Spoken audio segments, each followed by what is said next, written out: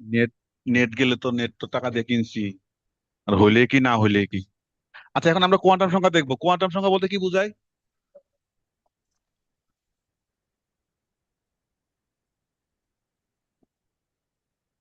শুধু কক্ষপথ থাকে, শুধু কক্ষপথ শুধু কি কোয়ান্টাম সংখ্যা থাকে, শুধু কি এন বোঝায়?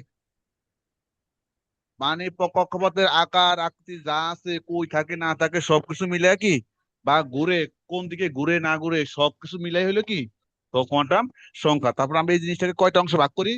চারটা অংশ ভাগ করি।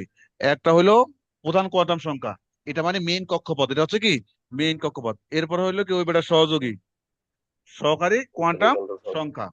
তারপর হচ্ছে কি চুম্বক কোয়ান্টাম সংখ্যা এবং ঘূর্ণন কোয়ান্টাম সংখ্যা। হ্যাঁ, আমরা মানে রেসপন্স করার সময় আমি যখন যখন যেটা বলবো ওইটুকু রেসপন্স করবা। টানা নিজের ভাষা একটা মুখস্থ বলতে বলতে মানে টানা বলার কোনো দরকার নাই, যেটুকু বলবো ওইটুকু। এখন আমরা আগে প্রধান কোয়ান্টাম সংখ্যা কি জিনিসগুলো আমরা দেখি। যদি এই জিনিসগুলো তোমরা পারো, আগে একটু পড়ছো তো, মানে ইন্টারমিডিয়েটও পড়ছো, এখন পারার কথা। তার প্রধান কোয়ান্টাম সংখ্যা বলতে আমরা দেখো, আমার এই যে আগে যাদেরকে নিলাম এগুলার মুছি নাই, এগুলো আসলে না না লেখা লাগে। তাহলে এখন দেখো প্রধান কোয়ান্টাম সংখ্যা বলতে আমরা বুঝি এই যে আমরা বলি না ইলেকট্রন গুলা বিভিন্ন কক্ষপথে ঘুরে, ওই যে কক্ষপথ। ধরো এই যে এখানে, ধরো এই যে এই ছবিতে দেখা যায়, ধরো এই যে এখানে এ একটা কক্ষপথ আছে, এ একটা কক্ষপথ আছে, এ একটা কক্ষপথ আছে, এই যে এটা রাউন্ড আকারে। তাহলে এগুলাই হচ্ছে কি প্রধান কোয়ান্টাম সংখ্যা। যে কক্ষপথে বৃত্তাকার কক্ষপথ, যদি আমার এটা বৃত্তাকার না, এটা হলো আকার আঁকতে পারি না বলে এরকম হয়ে গেছে, সাইজ বেসেজ হয়ে গেছে, কিন্তু এগুলো হবে কি বৃত্তাকার আর কি। তাহলে এই যে প্রধান প্রধান কোয়ান্টাম সংখ্যাকে আমরা কি দ্বারা প্রকাশ করি? এন দ্বারা প্রকাশ করি। কি দ্বারা? এন। এন এর মান 1 2 3 4 এরকম কি চলতে থাকবে। তো সেক্ষেত্রে এন এর মান যদি 1 হয়, এটাকে আমরা কক্ষপথের নাম দিছি। যেমন তোমার তুই কে মোটু মোটু বলে ডাকে, তোমার তো নাম আছে যে করিমুদ্দি, বা তোমার চিকনা বলে ডাকে, তোমার নাম আছে কি রহিমউদ্দি, নাম আছে না? তো এরকম 1 2 3 4 আছে, কিন্তু তারপরে এদের একটা কি নাম আছে যে কে।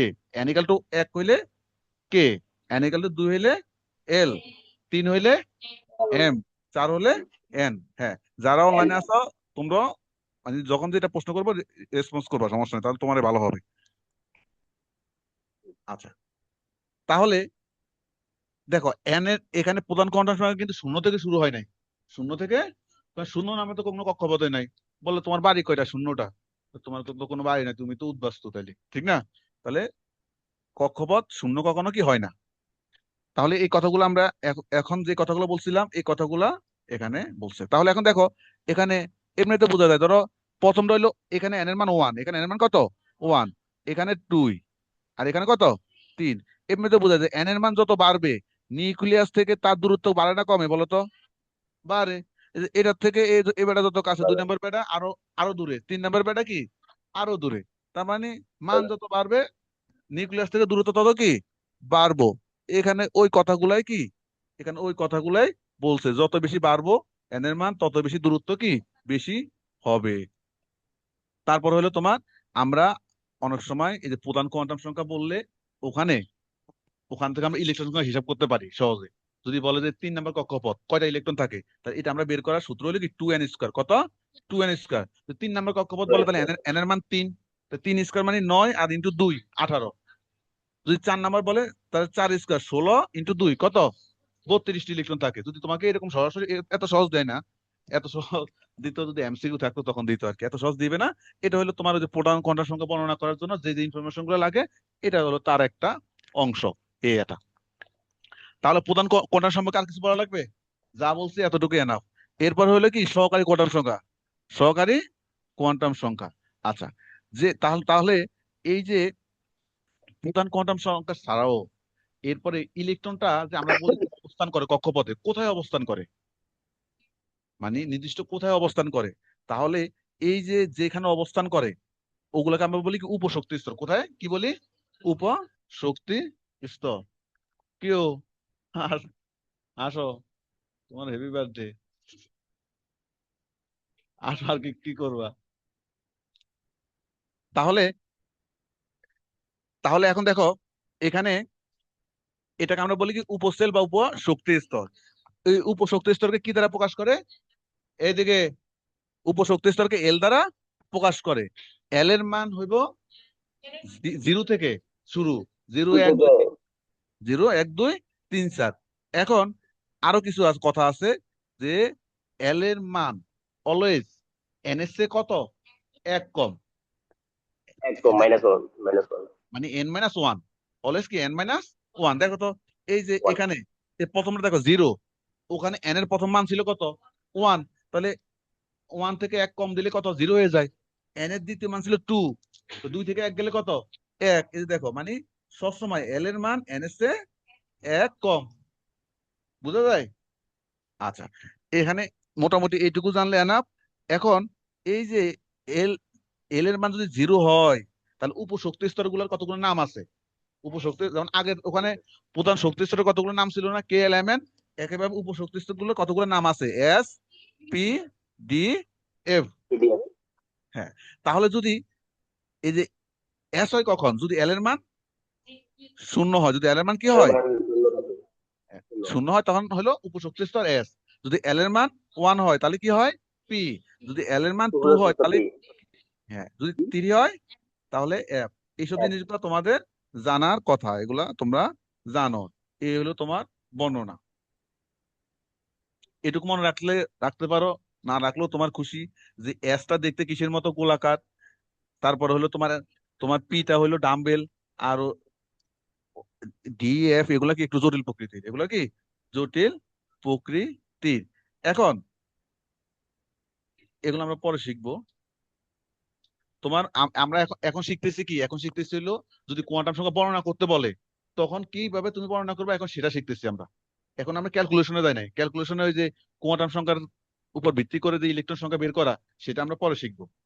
ঠিক আছে, এখন আমরা শুধু পরিচয়, এখন শুধু কি পরিচয় শিখবো, যে সহকারী কোয়ান্টাম সংখ্যা কি, কি দ্বারা প্রকাশ করা হয়। আর যে ডিটেলস একটু পড়া আছে, যে এল দ্বারা প্রকাশ করা, এল এর মান কত, এল ইকাল জিরো হলে কত, ওয়ান হলে কত, টু হলে কত, থ্রি হলে কত। জাস্ট এখন এই ইনফরমেশন গুলো জানছি, এটা হলো থিওরির জন্য, এটা হচ্ছে কার জন্য, থিওরির জন্য। তো এখানে আরেকটা জিনিস মনে রাখবা, এই যে তুমি যদি এল এর মান জানো, সহকারী কোয়ান্টাম সংখ্যার সহকারী কোয়ান্টাম সংখ্যার মান জানো, তাহলে তুমি ইলেকট্রন সংখ্যা কি বের করতে পারবা, 2 × 12 + 1। তাহলে এখান থেকে তুমি এল এর মান, তোমাকে কেউ যদি বলে দেয় এল এর মান না বলো, তোমাকে যদি বলে পি, তাহলে তুমি পারবে না। পি মানে এল, এল ইকাল টু ওয়ান। তোমাকে যদি বলে এস, এল এর মান কত শূন্য। তোমাকে যদি বলে ডি, 0 ডি উপশক্তি স্তরে ইলেকট্রন সংখ্যা বের করো, তাহলে তুমি ডি, ডি এর মান হলে কত দুই, ডি এর মান কত দুই, তাহলে তুমি এখানে দুই বসায়া করতে পারবে না। তোমাকে এফ, এফ বললে তিন। তোমাকে তার মানে এই যে শুধু এসপি ডিএফ এগুলা এগুলো বইলেও যদি বলে যে কয়টা, ওখানে কয়টা ইলেকট্রন আছে বের করতে পারো, বের করতে বলে, তখন তুমি পারবা না এই সূত্র দিয়ে, এই সূত্র দিয়ে পারবা, পারার কথা। যাই হোক, এরপরে 3 নাম্বারটা হলো কি চুম্বক কোয়ান্টাম সংখ্যা। 3 নাম্বার হলো কি চুম্বক কোয়ান্টাম সংখ্যা। এখন দেখো চুম্বক কোয়ান্টাম এই যে পরমাণুগুলা, এই পরমাণুগুলো যখন ঘুরতে থাকে আমরা তো জানি শক্তি বিকিরণ করে, কি করে শক্তি বিকিরণ করে। এখন এই যে বর্ণালী রেখাগুলাকে শক্তিশালী চুম্বক ক্ষেত্রে আমরা যদি স্থাপন করলে দেখা যায় যে বর্ণালী রেখাগুলা ঘন সন্নিবেশিত অনেকগুলা রেখায় বিভক্ত হয়ে পড়ে। মানে তুমি যে বর্ণালী রেখাগুলো সৃষ্টি হয়, দেখা যায় যে এদেরকে আরো সূক্ষ্মভাবে বিশ্লেষণ করলে দেখা যায় যে এই বর্ণালী রেখাগুলো আরো অনেকগুলো ক্ষুদ্র ক্ষুদ্র রেখায় কি বিভক্ত, বর্ণালী রেখা আরো অনেকগুলো ক্ষুদ্র ক্ষুদ্র রেখায় বিভক্ত। এটা তো ওই যে বোর পরমাণুর সীমাবদ্ধতার মধ্যে একটা ছিল না এটা, সে মানে হ্যাঁ, ওই রাদারফোর্ড ওই বেটা বর্ণালী সম্পর্কে কিছুই বলে নাই, কিন্তু বোর বলছে, কিন্তু বোর বলছে শুধু হাইড্রোজেনের কথা। কিন্তু আবার এই বর্ণালীকে ভাঙলে যে আরো অনেকগুলো সূক্ষ্ম সূক্ষ্ম রেখা পাওয়া যায়, ওইটা সম্পর্কে ওই বেটা কি বলতে পারে না, এখানে ওই কথাটা বলছে। তাহলে অনেকগুলা এই সন্নিবেশিত বর্ণালী রেখা কি বিভক্ত হয়ে যায়। তাহলে এই যে উপশক্তি স্তর গুলা এই চুম্বক ক্ষেত্রের প্রভাবে আরো যে উপশক্তি স্তর বিভক্ত হয়ে পড়ে, এই উপশক্তি স্তর এটা দরকার নাই। এখন এটাই হলো তোমার চুম্বক ক্ষেত্র আর কি। এই তোমার এই চুম্বক এগুলোকে প্রকাশ করার জন্য যেটা আমরা কোয়ান্টাম সংখ্যা যেটা ব্যবহার করি, ওটার নাম হলো কি ম্যাগনেটিক বা চুম্বক। মানে ওই যে যেগুলো রেখা রেখা বিভক্ত হয়ে যায়, এদেরকে আরো ভাগ করার জন্য আমরা যে কোয়ান্টাম সংখ্যা ব্যবহার করি সেটা নাম হলো চুম্বক কোয়ান্টাম সংখ্যা। এখানে মনে রাখতে হবে চুম্বক কোয়ান্টাম সংখ্যাকে কি দ্বারা প্রকাশ করে, এম দ্বারা। প্রধান কোয়ান্টাম সংখ্যাকে দ্বারা এন প্রকাশ দ্বারা, করা হয়। সহকারী কোয়ান্টাম সংখ্যাকে এল দ্বারা, আর চুম্বক কোয়ান্টাম সংখ্যাকে এম দ্বারা প্রকাশ করে। আমরা তাহলে এই এম এর মান এল এর উপর নির্ভরশীল। এল এর মান যদি হয় জিরো, এল এর মান যদি হয় কত জিরো, এম এর মানও হবে জিরো।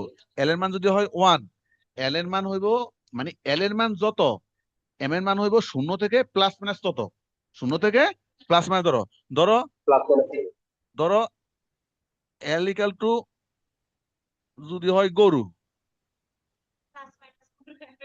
এই না ভুল করছে তাও, তাহলে এম ইকাল টু প্রথম হইব জিরো, প্রথম হইব কি জিরো, এরপর হইলো 0 প্লাস মাইনাস, এরপর হবে প্লাস মাইনাস গুরু। ঠিক আছে? তার মানে এক গুরু দিয়ে কি সব বুঝে ফেলার কথা। তাহলে তোমার যদি হয় এল এর মান যদি হয় 3, এম এর মান হইব 0 plus minus 1 plus minus 2 plus minus 3, মানে তত পর্যন্ত, 0 থেকে প্লাস মাইনাস তত পর্যন্ত। ক্লিয়ার? তাহলে দেখো এই যে এল এর মান যদি 0 হয় তাহলে এম এর মান 0, মানে কয়টা? একটা। এল এর মান যদি 1 হয় এম এর মান হবে 0 প্লাস মাইনাস 1, তাহলে 0 প্লাস 1 মাইনাস 1, মানে কয়টা? তিনটা। এই যে তিনটা, এই যে তিনটা। এল এর মান যদি 2 হয় তাহলে এম এর মান হইব 0 plus 1 plus minus 1 plus -1 minus 2, তাহলে 0 প্লাস মাইনাস 1 এ দুইটা, প্লাস মাইনাস 2 তে দুইটা, মোট কয়টা? পাঁচটা। তাহলে এই যে হইলো কয়টা? এই যে পাঁচটি। পারবা এগুলো বের করতে?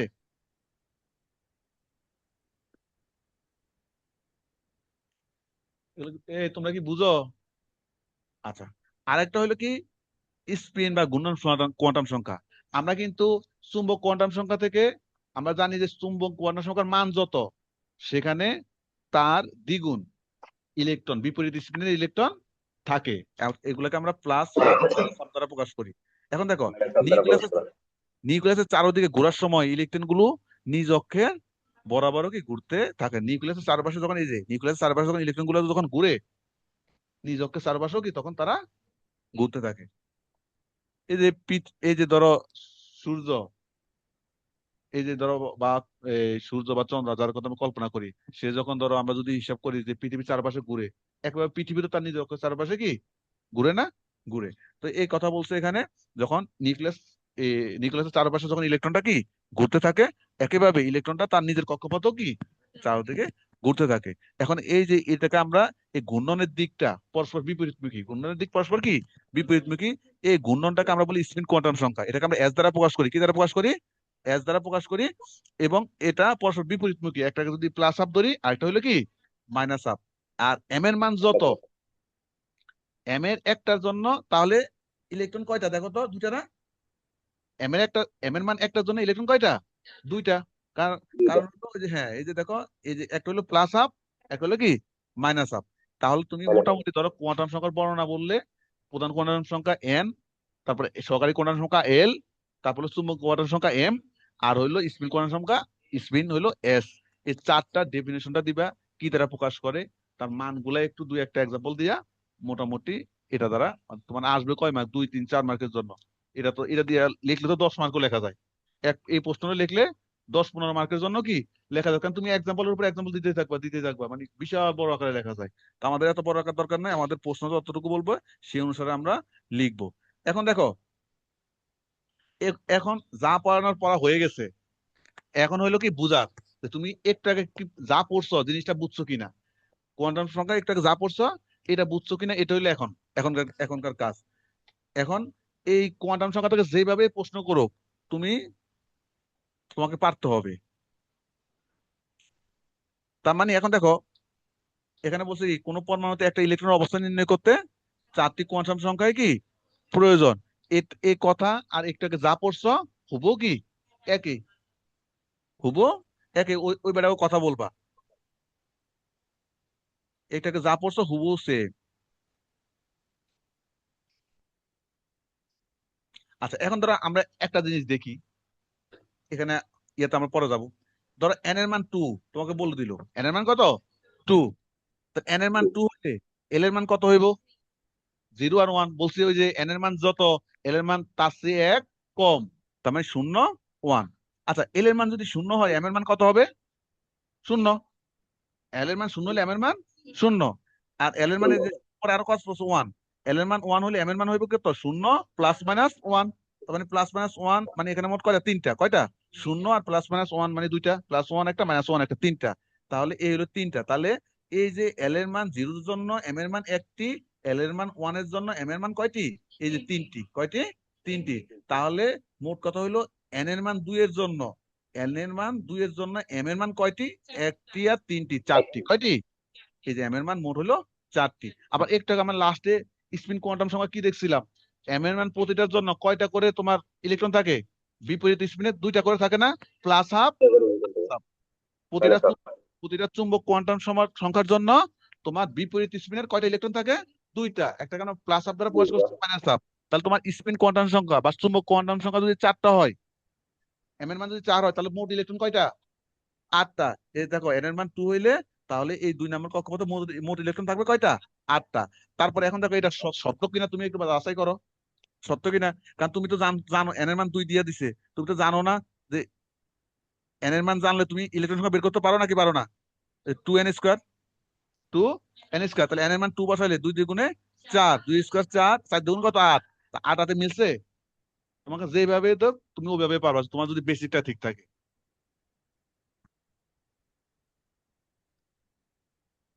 এগুলো হইলে এখন ওই যে জাস্ট একটা করে এক্সাম্পল দেওয়া আর কি। এই যে আমি যে এক্সাম্পল দিলাম, জাস্ট একটা করে এক্সাম্পল দেওয়ার কিছু না। আমরা এখন ইয়েতে যাব, প্র্যাকটিস। এটা প্র্যাকটিস গুলো পরের দিকে আছে, আমরা পরের দিকে যাবো তখন দেখবো। আচ্ছা, আরেকটা জিনিস দেখো, অরবিট এবং অরবিটাল। অরবিট এবং অরবিটাল। অরবিট, অরবিট আর অরবিটাল সহজ কথা হইলো, তুমি এই যে প্রধান শক্তি স্তর যেটা, সেটা হইলো কি অরবিট।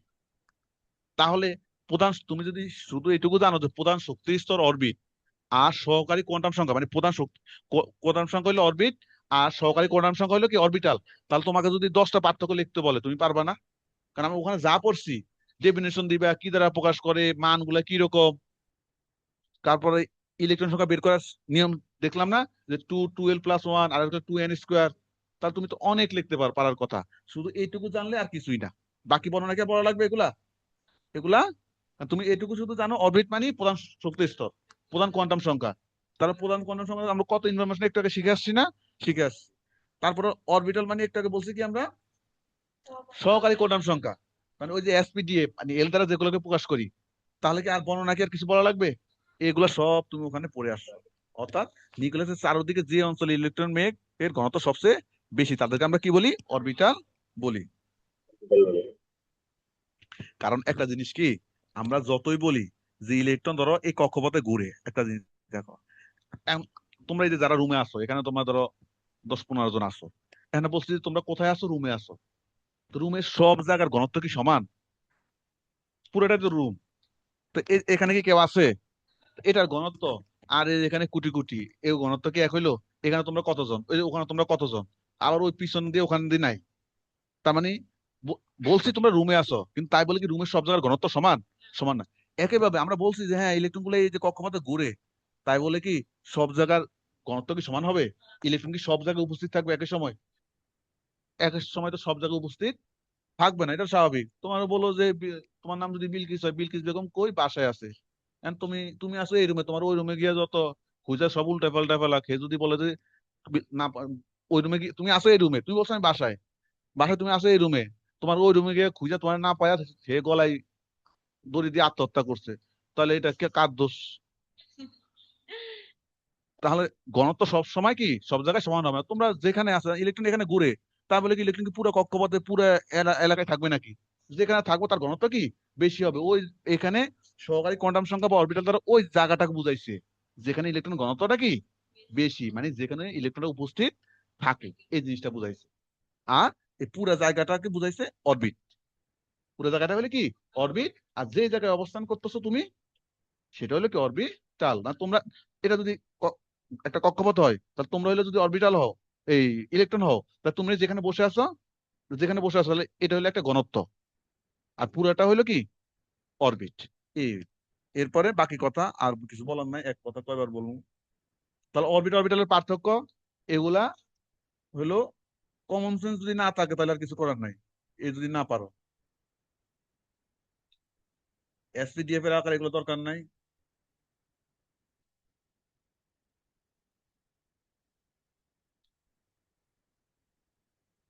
কই জানো, আমরা অঙ্কগুলো শিখবো। এই যে এখন দেখো কিছু সমস্যা আমরা দেখি। বলছে কি 1s 2s 2p 3f, এগুলোর মধ্যে কোনগুলো সম্ভব কোনগুলো সম্ভব নয়। এখন দেখো, এই যে ধরো আমরা 1p দিয়ে শুরু করি, এই 1 দ্বারা কি বুঝাইছে? কার মান? এন এর মান, ওয়ান দ্বারা কার মান, এন এর মান, ওয়ান দ্বারা এন এর মান, আর পি দ্বারা কার মান, পি দ্বারা, পি দ্বারা কার মানে কত, এল এর মান, কার মান, এল, পি দ্বারা কার মান বুঝাইছে, এই সব বুঝে একটা কথা বুঝাইছি, সব খাই ফেললে হবে নাকি, পি এল পি দ্বারা কাকে বুঝাই, ওই যে এস পি টি এফ, এল এর মান 0 1 2 3, মনে আছে মনে নাই এগুলা, এল ইকাল টু আচ্ছা 0 1, লেখা তো মুসিবতের কাজ, কলম করে না পড়ে যায়, মাউস দিয়ে লেখা মুসিবত, এটা 3 ধরে নিও। তাহলে 0 মানে কত, এস, 1 মানে কি, পি, 2 মানে কি, ডি, ডি 3 মানে কত, এফ। এগুলো তো ভুলে গেলে এফ হবে নাকি, এগুলা ভুলে গেলে হবে না। এখন দেখো, এই যে 1 পি, এটা কি সম্ভব আদৌ, সম্ভব? কেন সম্ভব দেখো তো, এই যে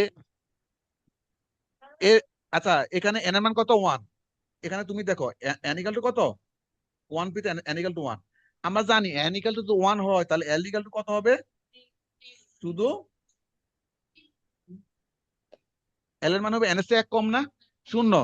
তো এন এর মান যদি, এল এর মান যদি 0 হয়, তাহলে শূন্যকে আমরা কি দ্বারা প্রকাশ করি, এস, তাহলে কি পি সম্ভব, 1 পি সম্ভব, আচ্ছা সম্ভব না। তোরা আমরা না এখানে 2 পি ধরি, 2 পি, তো 2 পিতে এন ইকাল টু কত, 2, n equal to two 2, l equal to 0 1, হ্যাঁ রেসপন্স করবা মানে বুঝে, আর যে রেসপন্স করবা না তার মানে বুঝো না, ভুল বলো, ভুল বললে তো একবার না ভুল বলবা, দুইবার না ভুল বলবা, তৃতীয়বার তো সঠিক হয়ে যাবে, ঠিক আছে, কারণ তুমি ভুল বললে তোমার পাশেরটা তোমার হলে হাসলো, এরপরের বার কি অটো ঠিক হয়ে যাবে। তাহলে দেখো এন এর মান 2 হলে এল এর মান 0 আর 1, তাহলে এই যে এল এর মান যদি 0 হয় তাহলে এটার নাম হলে কত হয়ে যায়, এস, আর যদি 1 হয় তাহলে কি, পি হয়ে যায়, পি। তাহলে 2s আর 2p সম্ভব, তাহলে 2p কি সম্ভব, এস টু কে সম্ভব স্যার এই যে একটাকে কি বের করছো, পি বের করছো না, তাহলে 2p সম্ভব না, 2s আর 2p সম্ভব, 2s আর 2p সম্ভব, হ্যাঁ এইভাবে তুমি ব্যাখ্যা করবে, সম্ভব তারপর 3f, 3f, তার এন এর মান 3, এন এর মান কত, এগুলো বাসায় নিজেরা লিখে লিখে প্র্যাকটিস করবা, এল এর মান 3, এন এর মান 3 হলে এল এর মান 0 1 2, রে বাবা লেখা কোন দিকে যায় দেখছো, টু মানে এটা মানে এস পি ইডি ডি, তাই না, তার মানে 3s 3p 3d সম্ভব, 3 3f কি সম্ভব, এটা আমাদের আমার 3f আসছে, তার মানে সম্ভব না। এইভাবে তোমাকে ব্যাখ্যা করতে হবে যদি ম্যাথমেটিক্যালি আসে যে অমুক অরবিটাল সম্ভব কি সম্ভব না, জাস্ট যত মানে এন এর মান দিয়ে বের করবা, এন এর মান কত হইলে এল এর মান কত, তারপর তুমি দেখবা বলবা যে এখানে এল ইকাল টু 0 হইলে এটা হইলো কি এস, আর এল ইকাল টু 1 হইলে এটা হলো পি, হলে ডি, অতএব এখানে 3s 3p 3d সম্ভব, আর বাকি সবাই কি অসম্ভব। তাহলে এভাবে এভাবে জিনিসগুলা কি প্র্যাকটিস করতে হবে, পারবা, এখানে অনেক আছে, এরকম অনেক আছে। আর একটা কি, আচ্ছা, এখানে লেখা আছে যে তো আমি আর লিখবো না, এই যে আমরা 4 দিয়ে একটা একটা দেখাই, এই দেখো 4p, 4p কি সম্ভব, 4p কেন সম্ভব না রে, 2 নাম্বার ইলেকট্রন মনে নাই, 1s2 2s2 2p6, 2 নাম্বারের তো কক্ষপথে তো পি সম্ভব, 2 নাম্বার কক্ষপথে কি পি সম্ভব, তো 2 নাম্বার যদি সম্ভব হয়, এরপরে কি পূর্বে সম্ভব 3 নাম্বার 4 নাম্বার 5 6 যতক্ষণ পর্যন্ত আছে পি তো সম্ভব, পি তো শুরু হয়ে গেছে, পি কি শুরু হয়ে এটা তো হইলো, জিনিসটা হইলো কি শুরু হইলে তা থামবে না। তুমি যদি তুমি তোমার নাম কি জানো, হ্যাঁ, যদি বলে শিয়াবদি তুই বিয়ে করছে, তুমি কি বিশ্বাস করবা, তোমার নাম কি, রিফাত শিকদার, আমি যদি বলি যে শিয়াব দুই বিয়ে করছে, তুমি কি বিশ্বাস করবা, তুমি তো, হ্যাঁ তুমি তো বিশ্বাস করবে না, কারণ তুমি যদি জানতে যে তোমার বন্ধু আগে একটা বিয়ে করছে তখন বিশ্বাস করতে যে হ্যাঁ দ্বিতীয় বিয়ে সম্ভব, হে তো একটাও বিয়ে করে না, তাহলে দ্বিতীয় বিয়ে আসবে কই থেকে, যদি আগে একটা করতো তাহলে বলে হে না 3 নাম্বার বিয়ে করছে, হ্যাঁ হইতে পারে 2 3 হয়ে যেতে পারে, হে তুমি জানো যে হে কি বিয়ে করে নাই, তাহলে তুমি যদি বলে হে 4 নাম্বার বিয়ে করছে তাহলে হইলো কেমনে কথা। আর যদি বলো যে হ্যাঁ আগে শুরু হয়েছে তার মানে পরে হতে পারে, কিন্তু আমার তো 2p তো শুরু হয়েছে, তাহলে 3p সম্ভব না কেন, 4p সম্ভব না কেন, সম্ভব দিয়ে তো 2 থেকে শুরু হয়ে গেছে, তো 3 4 5 6 সব কি তার দ্বারা সম্ভব। যেমন আমরা তোমার যদি হয় ডি, ধরো একটা এফ, একটা আমরা একটা দেখছি না এফ, 4F, এটার ক্ষেত্রে এই যে একটা আমরা কই যেন 3F দেখছিলাম, 3F, 3F সম্ভব না, তাহলে 2F কি সম্ভব? 3F এ মানে এর বড় ওজনের দ্বারা সম্ভব না, ছোট ওজনের দ্বারা কেমনে, 2 দ্বারা কেমনে সম্ভব হবে? 3 দ্বারা সম্ভব হয় নাই, তাহলে 2F জীবনে সম্ভব হবে? সম্ভব না। তার মানে যেখান থেকে শুরু হবে তারপর থেকে সম্ভব, তার আগে কিন্তু সম্ভব নাই। তাহলে 2P তে আমরা দেখছি, তাহলে 3P, 4P, 6P সবই সম্ভব। আর এস তো 1 নাম্বার থেকে সম্ভব, এস কি 1 নাম্বার থেকে সম্ভব, কারণ ওই যে ইলেকট্রোমিনাস 1s2 থেকে শুরু হয়। তাহলে এই যে আর কি এগুলো কিছু বলা লাগবে? এগুলা আর না বলতে পারবো ভালো।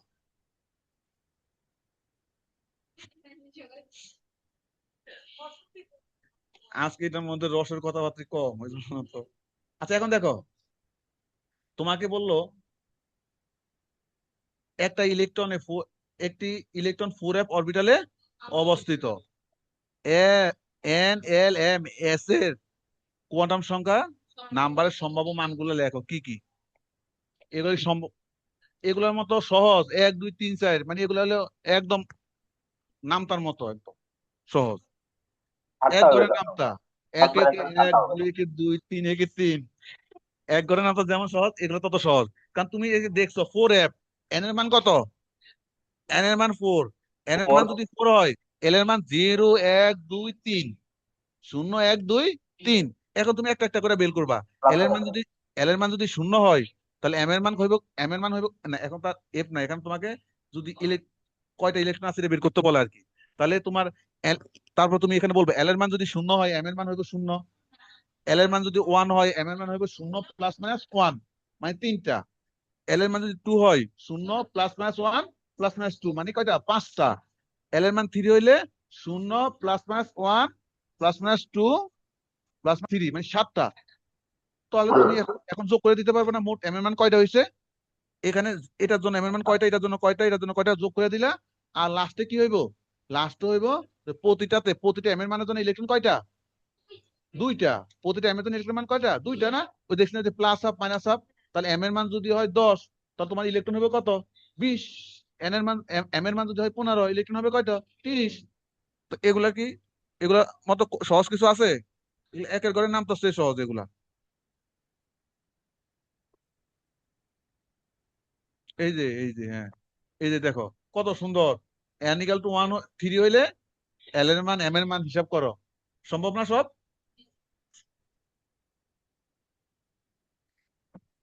অসম্ভব বলতে কিছু নাই। এই যে দেখো, এই দেখো কত সুন্দর করে দেখা দিছে। দেখছো এই যে কত সুন্দর করে দেখা দিছে। এন এর মান 3 হইলে এই দেখো, এটা দুই সাইডে চলে গেছে পেজটা। একটু ছোট করি না এটার জন্য দেখা যায়, একটু ছোট করলে দেখো। এল এর মান 0 হইলে এই দেখো 0, এল এর মান হলো 0, 1, 2। দেখো না, এন এর মান 3 হইলে, এন এর মান 3 হইলে এল এর মান কত হইব? 0,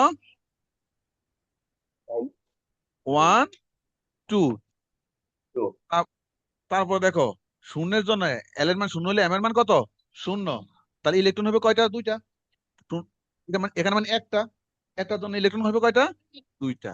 আচ্ছা, এরপরে এরপরে একইভাবে এরপরে একইভাবে এই যে দেখো এল এর মান 1 হয়, তাহলে এম এর মান হবে কত? 0। এই যে 0, নিচে প্লাস মাইনাস 1, তো শূন্যের জন্য তাকে দেখছো এই 2টা। আর হইলো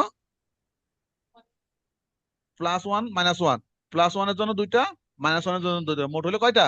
এই যে 4টা। তো এগুলা আর দেখাইলাম না। না বুঝলে এর পরের ক্লাসে আইসা যেখানে আটকে যাবা, এই যে এগুলা কিন্তু আসে, এগুলা কিন্তু আসে, হিসাব করতে বলবে যে মানে এল, এম, এন এর মান বা এস এর মান হিসাব করে ইলেকট্রন বের করতে বলতে পারে, বললে এগুলা পারতে হবে। তারপরে যে 4F অরবিটালে এন ও এস এর মান বের করো। আর পড়া লাগবে এগুলা। এস মানে হলো স্পিন, ঘূর্ণন কোয়ান্টাম সংখ্যা। আরে বেটারা বারবার ডিস্টার্ব দেয়। ও বেটা এখনো চালু করে নাই এটা।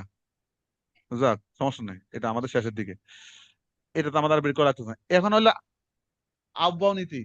এদিকে কানে কানে কথা পড়ে। আহ্বাও নীতি, আহ্বাও নীতি যদি আসছে তারপরে এগুলা রিপিট হয়। এগুলা কি আহ্বাও নীতি? এবারে কি বলছে? ইলেকট্রন সমূহ প্রথমে নিম্ন শক্তির অরবিটালে প্রবেশ করবে, এরপরে ক্রমশ কি উচ্চ শক্তির অরবিটালে। তাহলে এখন উপরে কত ক্রমে প্রবেশ হবে। কোনটা নিম্ন শক্তি কোনটা উচ্চ শক্তি।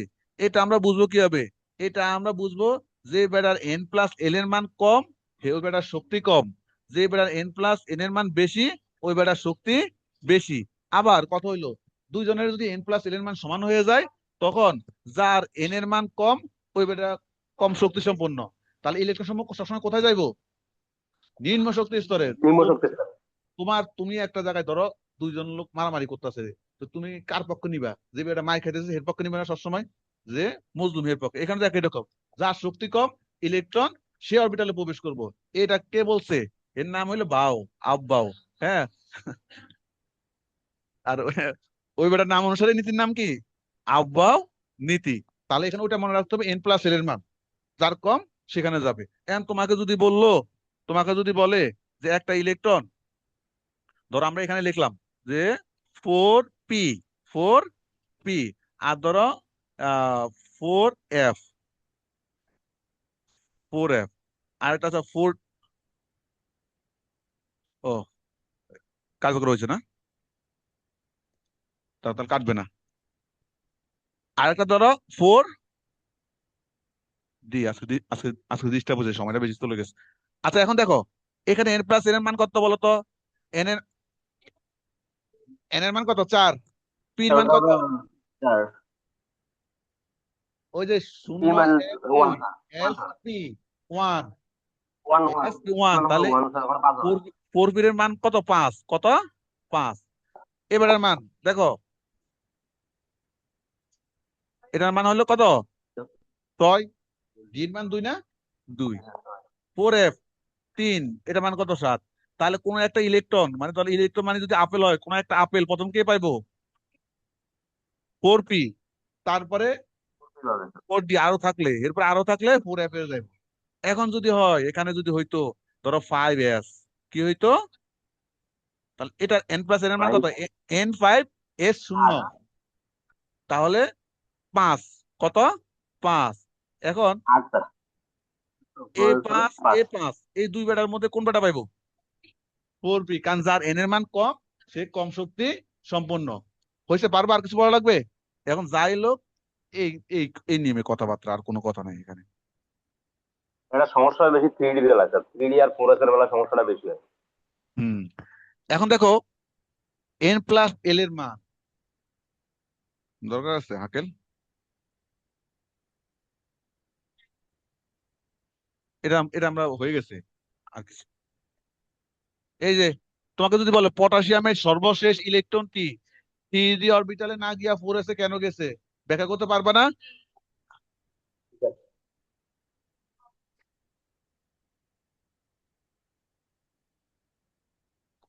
এই আরেকটা হলো কি হুন্ডের নিয়ম, কার নীতি? হুন্ডের নীতি।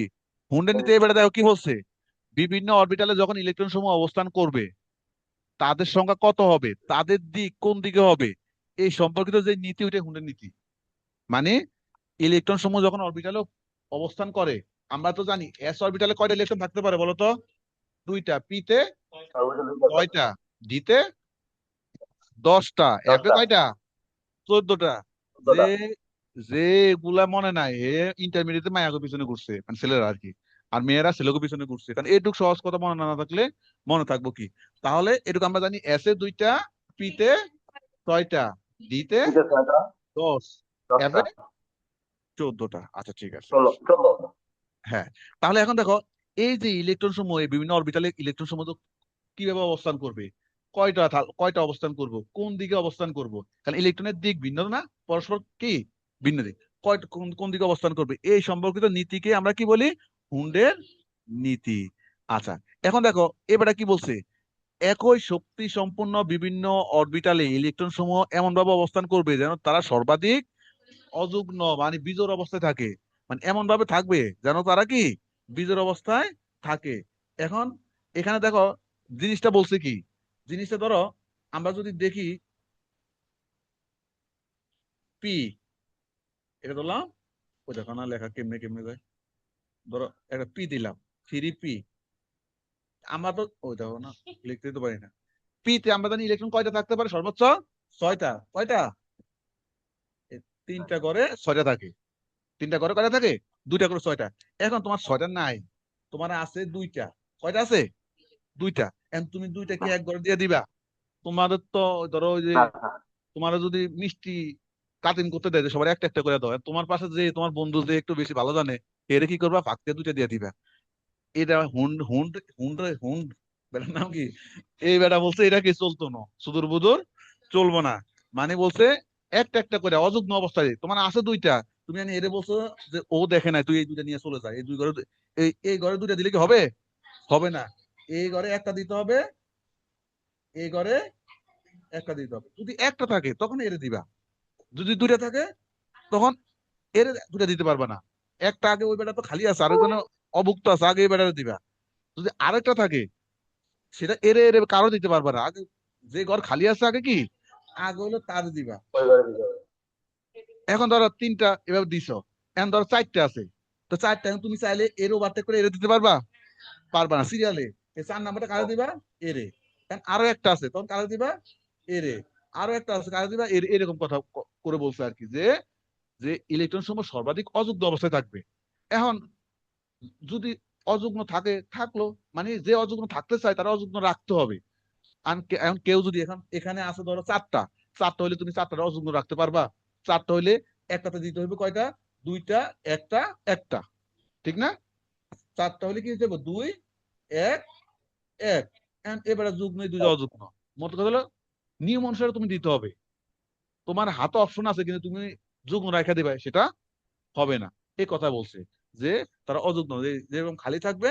এই যেমন এই যে তোমার নাইট্রোজেন ইলেকট্রন বিন্যাস আমরা জানি 1s2 2s2, nitrogen 7, 2p3, 2p3। তার মানে কয়টা? তিনটা আছে। কয়টা আছে? তিনটা। তাহলে এর ঘরও তো আছে তিনটা। ঘর আছে কয়টা? তিনটা। তাহলে তিনটা ঘরে তিনটা অযুগ্ম থাকবো, তিনটা ঘরে তিনটা অযুগ্ম থাকবো, আর তো কিছু বলে নাই। অক্সিজেন আছে কয়টা? 8টা। 1s2 2s2 2p4, 2p4, তোমার চারটা। তার ঘর আছে তিনটা। তো প্রথমে একটা একটা করে তিন ঘরে তিনটা দিছো, আর একটা বাকি আছে হিটারে আবার প্রথম করে দিবা। এটা বেটা হুন্ড, এই হুন্ড বেটা এই কথাটা বলছে। পারবা? আর পড়া লাগবে এটা নিয়ে। আচ্ছা, এরপরে হলো পলি। মর্যাদা। চিত্রনায়িকা পলি না, এলো নাম হইলো পাওলি, বাংলা বলে হইলে কি পলি। যে বেটা বলছে আমরা পলি বলি আর কি। তো যাই হোক, তাহলে এই যে একই পরমাণুতে যে দুটি ইলেকট্রনের চারটা কোয়ান্টাম সংখ্যার মান কখনোই সমান হতে পারে না। পারে। কোন পরমাণুতে দুইটা ইলেকট্রন, দুইটা ইলেকট্রনের জন্য চারটা কোয়ান্টাম সংখ্যার মান কখনো কি হইতে পারে না? সমান হইতে পারে না। খবর দিতে এটা, পারে। হ্যাঁ, এই সমান হইতে পারে না। তাহলে এই চারটা কোয়ান্টাম সংখ্যার মধ্যে অন্ততপক্ষে একটা কি অবশ্যই ভিন্ন হবে, একটা ভিন্ন হবে। এখন বলো তো একটা কেন ভিন্ন হবে, কি কারণে বল, মানে এরপর না দেখে এমনি বলো, না দেখে বলো, মানে তিনটা এক হইতে পারে, তিনটা এক হইতে পারে, কখন এক হইতে পারে বলো তো? ধরো এন এর মান যদি কখনো ওয়ান হয়, এল এর মান যদি কখনো কি হয়, ওয়ান হয়, এল এর মান ওয়ান, এন এর মান ওয়ানের জন্য এল এর মান কি শূন্য হয় না? বা বা এটা, এটা যদি ধরো টু হয়। আচ্ছা, এখন দেখো এই যে ধরো কে, কে তে আমরা জানি এল এর মান কত, এন এর মান, আচ্ছা ওয়ান দিয়ে করি। কে তে এন এর মান কত? ওয়ান। এন এর মান যদি ওয়ান হয়, এল এর মান কত? শূন্য। আবার এল এর মান যদি শূন্য হয়, এম এর মান কত? শূন্য। শূন্য না? আর এটার জন্য, এই এম এর মানের জন্য ইলেকট্রন হবে কি, একবার হবে প্লাস হাফ, একবার হবে কি মাইনাস হাফ। দেখো একবার একবার হলো, এই যে একবার হলো প্লাস হাফ, একবার হলো কি মাইনাস হাফ। তার মানে দেখো এখানে এই প্লাস হাফ মাইনাস হাফ ভিন্ন, কিন্তু এই বাকি তিনটা তো একই না? বাকি, কারণ এদের সাথে একবার হবো প্লাস হাফ, একবার হবে কি মাইনাস হাফ। তার মানে এই যে চুম্বক মাইনাস বা হবে। এই স্পিন, স্পিন কোয়ান্টাম সংখ্যার জন্য কখনো কি চারটা সমান হতে পারে না। কারণ ওগুলার মধ্যে কি কখনো হাফ দেখছো, প্লাস হাফ মাইনাস হাফ এরকম মান কি ছিল? এই যে আমরা এখন করে আসছি এন, এল, এম, এদের মধ্যে কি কখনো হাফ দিয়া প্লাস হাফ মাইনাস হাফ দিয়া মান আছে? কখনো মান ছিলই না। এই প্লাস হাফ মাইনাস হাফ কার মধ্যে? এস এর মধ্যে। তাহলে কি চারটা কখনো সমান হতে পারে? চারটা কখনো সমান হতে পারে না, ওই কথাটা বলছে। তাহলে তুমি একটা এক্সাম্পল দিয়ে দেখা দিতে পারো, যে এখানে কে সেলে এন ইকাল টু ওয়ান হয়, ওয়ান হইলে এখানে বাকি দের মান কি হবে? বুঝতে পারছো এটুকু, নাকি একটু আবার বলা লাগবে? না বুঝলে স্পেসিফিক প্রশ্ন করো, মানে তখন ওটুকু বললে বুঝবা। কে বুঝো নাই? শরমের কিছু নাই এখানে, তোমার এমন না যে বিয়ে ভাঙা যাইবো, এখানে বিয়ে করতে আসো নাই। যে পারো ইয়ে নাই, প্রশ্ন করবা। তার মানে এখানে দেখো এটার জন্য, এই মানগুলোর জন্য আমরা জানি। এখন এখানে অনেকে কনফিউশন বাঁচতে পারে, এখানে প্লাস আপ দিচ্ছে, এখানে মাইনাস আপ, আবার এই সব একই কেন? আমরা তো আমরা তো আগেই বলছি যে এম এর মান একটা মানের জন্য, প্রতিটা মানের জন্য এস এর মান হইলো প্লাস আপ একবার, মাইনাস আপ একবার। তো এখানে এম এর মান জিরোর জন্য একবার প্লাস আপ, একবার মাইনাস আপ। তো এম এর মান যদি জিরো হয়, এই এই যে জিরোর জন্য তো একবার প্লাস আপ, একবার মাইনাস আপ লিখছি, বাকি মানগুলো তো আর পরিবর্তন হবে না, ওটা তো একই থাকবে। এইভাবে যে কোনো মানের জন্য, যে কোনো মানের জন্য, তার মানে এখানে কয়টা কয়টা মোট ইলেকট্রন কয়টা হয়েছে? দুইটা। দুইটা। এখন এই যে যদি এল, এই এল হয়, এল মানে কে এল, এন এর মান দুই, এন এর মান কত? দুই। এল এর মান, এন এর মান যদি দুই হয়, এল এর মান হইব শূন্য, শূন্য, এক, দুটো হবে না? শূন্য আর কি কত? এক হবে। তাহলে শূন্য, তো শূন্যর জন্য কত দেখো, এই যে কই যেন গেল, এটা যেন দুই, যদি দুই হয়, দুই হইলে শূন্য আর এক, শূন্য আর এক। তো শূন্যের জন্য এল এর মান যদি শূন্য হয়, এম এর মান শূন্য। আর তাহলে এই এম এর মান শূন্যের জন্য একবার প্লাস আপ, একবার কি মাইনাস আপ। আবার একইভাবে এল এর মান ওয়ান এর জন্য এম এর মান একবার শূন্য, তারপরে হলো একবার শূন্য, আবার শূন্য, আবার প্লাস ওয়ান, মাইনাস ওয়ান। এই দেখো শূন্য, শূন্যের জন্য প্লাস আপ, মাইনাস আপ, আবার মাইনাস ওয়ানের জন্য প্লাস আপ, নিচে মাইনাস আপ, আবার প্লাস ওয়ানের জন্য কি প্লাস আপ, মাইনাস আপ। আর তো কিছু না, মানে প্লাস আপের জন্য আগের তিনটার মান একে লিখে দিবা, মাইনাস আপের জন্য তিনটার মান কি একে লিখে দিবা, বাকিগুলো তো একই।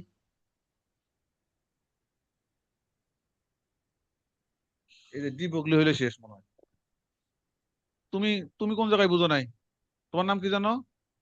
হৃদয়, বলো কোন জায়গায় বুঝো নাই? তুমি বুঝো নাই? হ্যাঁ, তুমি তো মাঝখান থেকে আসছো। আচ্ছা ঠিক আছে, তুমি পুরোটা ভিডিও দেখো এরপরে। মাশাল্লাহ। এখন দেখো ডি বগলি সমীকরণ, এটা কিন্তু গুরুত্বপূর্ণ। ডি বগলিতে আসে নাই, এটা গুরুত্বপূর্ণ। না স্যার। হ্যাঁ। আচ্ছা তাহলে আমরা দেখি ডি বগলি এবার কি বলছে। আচ্ছা, আমরা যে বিভিন্ন সূত্রের প্রতিপাদন গুলা শিখতেছি, এই সূত্রের প্রতিপাদন শিখতে কিন্তু এই যে আগের যে বিখ্যাত বিভিন্ন সমীকরণ গুলো আছে, ওগুলা কিন্তু আসে। তোমাকে ওই সমীকরণটা তোমাকে মুখস্থ করতে হবে। যেমন আমরা একটু আগে যখন হাইড্রোজেনের ব্যাসার্ধ শিখছি, ব্যাসার্ধের জন্য আমার কুলম্বের সূত্র আসছে। এখন তুমি কি কুলম্বের সূত্র প্রতিপাদন শিখবা? সম্ভব? তুমি শুধু এখন এখানে কুলম্বের সূত্রটা মনে রাখবা, কুলম্ব ওই বেটা কি বলছে সেটা, তুমি তার ওখানে প্রতিপাদন শেখার দরকার নাই, শুধু তোমার যেটা দরকার সেটা তুমি মনে রাখবা। আচ্ছা এখন দেখো ডি বগলি, এই ডি বগলি এবার সমীকরণকে অনেক সময় কি বলে, ইলেকট্রনের কণা ও তরঙ্গ ধর্ম সম্পর্কিত যে যে মতবাদটা, সেটাই হলো কি ডি বগলির মতবাদ। এবারে কি বলছে, এবারে দেখাইছে কি আলোর কণা ও তরঙ্গ উভয় ধর্ম কি বিদ্যমান। কারণ বোর তার পরমাণুর মডেল অনুসারে বলছে কি শুধু কণা হিসাবে কি বিবেচনা করলেছে, বোর আলোকে কি হিসাবে কল্পনা করছে, শুধু কণা হিসাবে। কিন্তু ডি বগলি মতবাদ করছেন কি এই আলোর মতো ইলেকট্রনেরও কি আছে, কণা ধর্ম আছে, তরঙ্গ ধর্ম আছে, এই কথাটা জাস্ট। হ্যাঁ, এই কথাটা ওই বেটা বলছে। তাহলে এখন এই সমীকরণটা আমরা প্রতিপাদন করবো, এগুলো একদম সহজ জিনিস। এখন সমীকরণ দেখো, ডি বগলির সমীকরণ। এখন আমরা জানি ধরি এম ভর বিশিষ্ট একটা ইলেকট্রন, ভর, বেগ কত, এখানে বেগ ধরছে সি, বেগ ধরছে কি সি, নিউক্লিয়াসের চারদিকে ঘুরতেছে, ভালো কথা। তরঙ্গ দৈর্ঘ্য কি ধরছে, ল্যামডা, তরঙ্গ দৈর্ঘ্য কি ল্যামডা।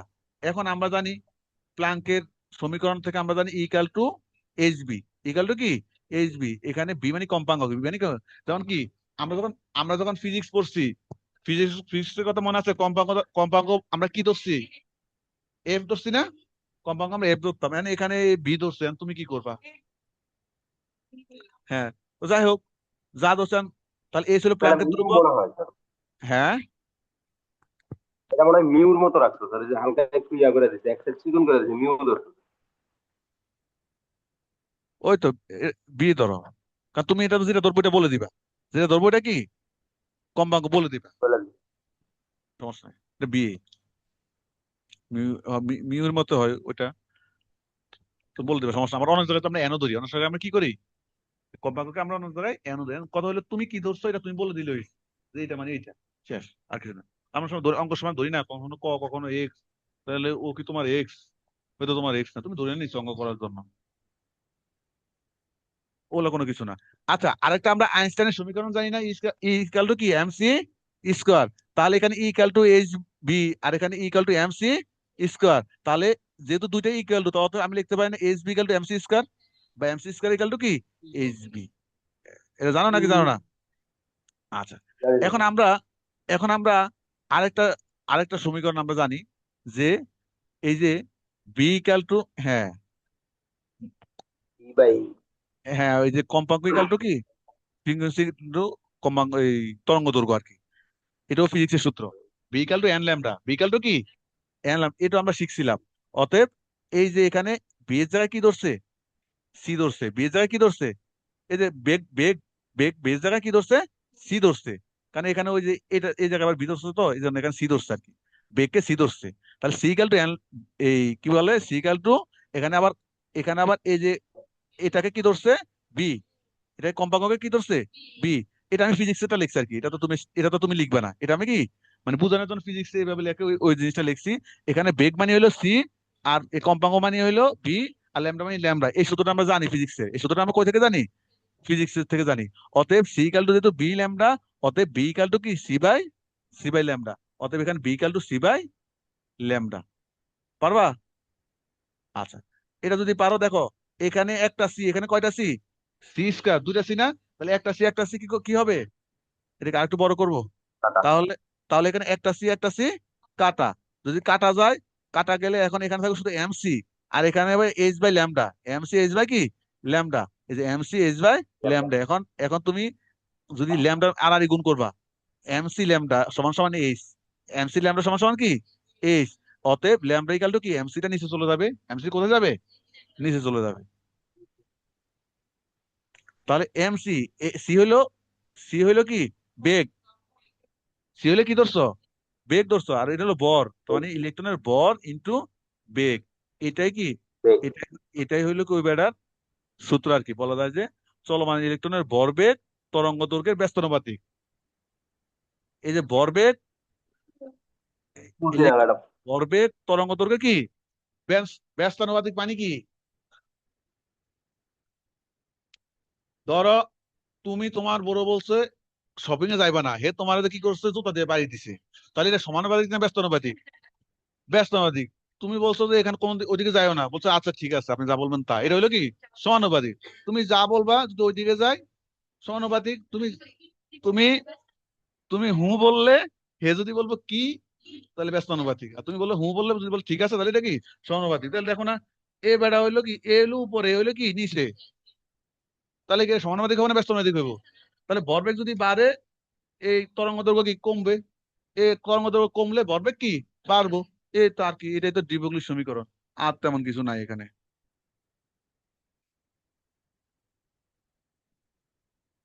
না, এগুলো এগুলো লাগবে না, এগুলো লাগবে না। আজকে নেটের ডিস্টার্ব দিচ্ছে, এখন তোমরা তো এমন সময়, তোমরা এমন টাইমে শুরু করছো, এখন তো আমার এটা বিপদ, কতক্ষণ ধরে ইয়ে করা লাগতেছে। তাও তো শেষ শেষ শেষ হয় কিনা আল্লাহ জানে। এ অধ্যায় শেষ, এ অধ্যায়